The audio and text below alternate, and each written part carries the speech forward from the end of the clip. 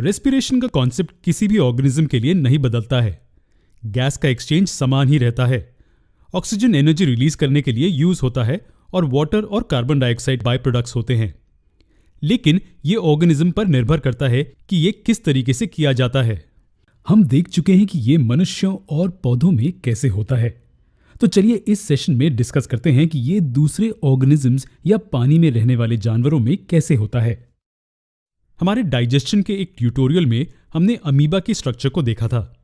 हम जानते हैं कि ये एक यूनिसेल्युलर ऑर्गेनिज्म है जो ताजे पानी में रहता है। इसके पास रेस्पिरेशन के प्रोसेस के लिए कोई खास ऑर्गन नहीं होता है, तो इसलिए अमीबा में रेस्पिरेशन उसके सेल मेम्ब्रेन के द्वारा होता है, जिसे प्लाज्मा मेम्ब्रेन भी कहते हैं। ऑक्सीजन गैस सेल मेम्ब्रेन द्वारा शरीर के अंदर डिफ्यूज की जाती है और कार्बन डाइऑक्साइड गैस आसपास के पानी में आसान डिफ्यूजन के प्रोसेस द्वारा बाहर निकाली जाती है। ये अलग था, है ना? लेकिन ग्रास हॉपर्स और कॉकरोचेस जैसे कीड़ों के बारे में आपका क्या कहना है?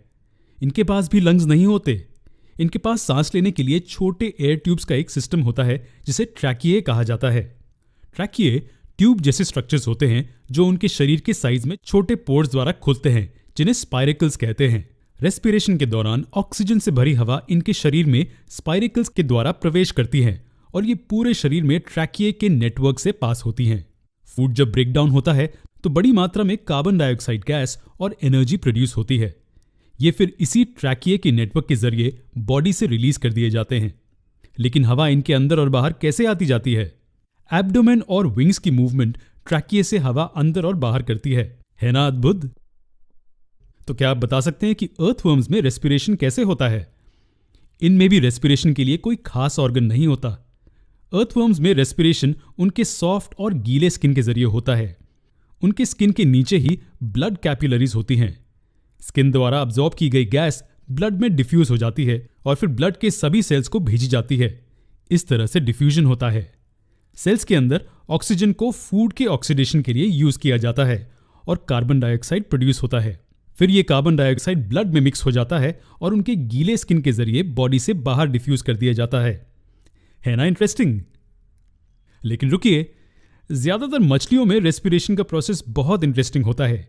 ये गिल्स, जो कि स्पेशल रेस्पिरेटरी ऑर्गन्स होते हैं, उनके जरिए होता है। अब हवा के मुकाबले पानी से ऑक्सीजन को प्राप्त करना ज्यादा मुश्किल होता है, इसलिए पानी से ऑक्सीजन प्राप्त करने के लिए मछलियों के पास स्पेशल सिस्टम्स होते हैं। कुछ मछलियां पानी में मौजूद लगभग 80% ऑक्सीजन प्राप्त कर लेते हैं। अब्जॉर्ब किया ऑक्सीजन फिर खून के जरिए बॉडी के सभी सेल्स तक पहुंचाया जाता है और फिर खून के जरिए कार्बन डाइऑक्साइड गिल्स तक वापस लौटाया जाता है। अंत में गिल्स अपने जरिए पास होता हुआ कार्बन डाइऑक्साइड पानी में रिलीज कर देते हैं। इसे हम डिटेल में अलग ट्यूटोरियल में पढ़ेंगे, जहां हम सिर्फ मछलियों में रेस्पिरेशन के बारे में बात करेंगे। खैर, ये कुछ ऐसे एग्जाम्पल्स थे जिनमें अलग अलग तरीकों से रेस्पिरेशन होता है। लेकिन रेस्पिरेशन का बेसिक प्रिंसिपल को भूलिएगा नहीं।